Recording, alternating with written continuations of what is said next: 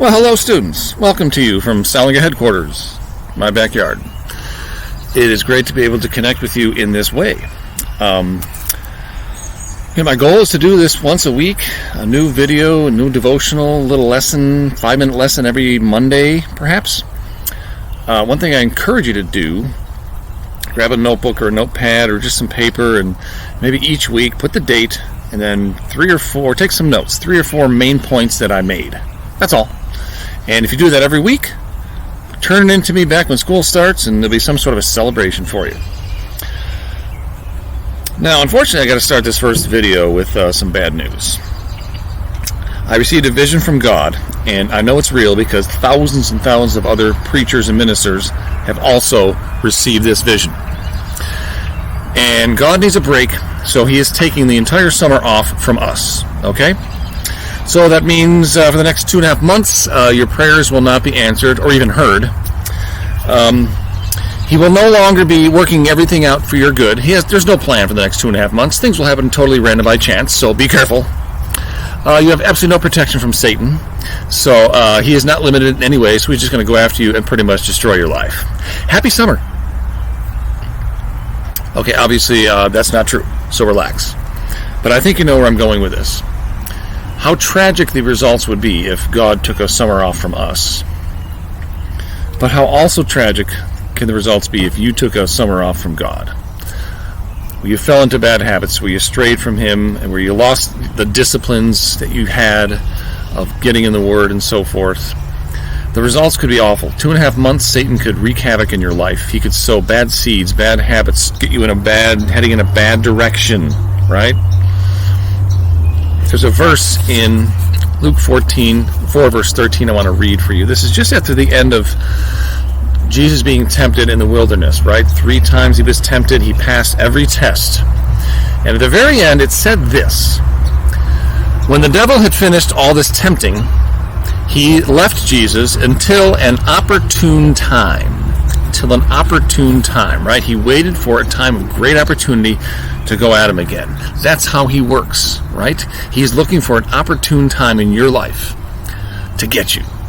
All right? It could be when you're with certain friends, he knows that he can get you to do bad things that you wouldn't with other friends. It could be when you have nothing to do, right? When you're idle. There's a great quote by Charles Spurgeon, who said, idleness, which is sitting around doing nothing, is tempting Satan to tempt you. It's like, come on, Satan, tempt me. So it's important to stay busy, right? And stay involved. Another opportune time could be summer again, right? And so that's why I encourage you to get in the Word and keep praying and so forth. But I want to turn things around a little bit and read another verse from Ephesians. It says this: be careful then how you live, making the most of every opportunity. So I also want you to do this summer is just an opportunity for Satan, but it's an opportunity for you to see and meet God in brand new ways, to do things for Him during break here that maybe you didn't have time to do during the school year. So challenge yourself. I want to challenge you to do new things this year for God and make it a time of growth. We do the chapter a day. Do more than that. Choose to read a book of the Bible and finish it and really dig into it. I challenge you to maybe memorize Scripture. A couple verses a week, and maybe by the end of a month you have a whole chapter memorized, and you got a couple chapters by the end of the year. Challenge yourself. Maybe you want to read a book. Not a book of the Bible, just a book that will challenge you and prepare you for 7th and 8th grade. Go on Amazon with your parents and look for a book that's specifically geared for a boy or girl your age heading into 7th and 8th grade that'll challenge you and push you in your walk with Christ. Look for ways to serve others this summer. You got the time, do it. Pray for your support group by name. The people that you wrote on that frog sheet, pray for them. Now, I don't tell you to do anything that I myself am not going to do. So I'm going to challenge myself as well. And I'm going to tell you there's 3 ways that I'm going to challenge myself. First of all, there's this. Okay, Mr. Staliga on YouTube. What? Okay, this is new for me. This is a challenge for me. It's a little out of my comfort zone. Because I know that when you think Mr. Staliga, the first thing you do not think of is YouTuber.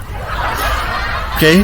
But I look at this as a challenge, and I'm glad I've taken this challenge because it's a new way for me to connect with you, my students, over the summer, where I never could before. And who knows what other people could be blessed by these videos on YouTube, okay? And who knows where this is going to go. So I'm glad I'm taking this challenge. Another way of challenging myself is I'm committed to praying for you all through the summer. In fact, 5 names a day. In fact, I've got my little prayer calendar here, okay? And all your names are listed. Now you can pause it and see what date you're on. 5 kids a day. I'm really going to get down on my knees and pray for each one of you. 5 a day. So about less than 3 weeks, I've gone through the whole class, and then I'm going to start over. Third way I'm going to challenge myself is anytime I go out to the store, to Home Depot, wherever, I'm going to wear a t-shirt with a Christian message, cross-training. How cool is that? I've got tons of them. Because I want that to be able to lead me into some conversations about my faith. Maybe somebody will ask me a question. Somebody will notice something. Get conversations going. Be able to be where I can witness to people. There's my 3 challenges. Okay. How are you going to challenge yourself this summer? To grow, to push yourself, to take risks, to see God in new ways and do new things for Him. I know you can do it. So I just want to wrap this up by saying, next week I look forward to being back with you again. I already got my idea for next week. It's going to be a really, really good one, so I hope you tune in next week for the next video. And feel free, if you're okay with your parents, to leave a comment below. I'd love to hear from you and hear your reactions to this and your thoughts about this and what you're doing this summer, how you're challenging yourself this summer. And I think that pretty much covers it. I look forward to seeing you all again a week from today. Great to connect with you this way. May God bless all of you.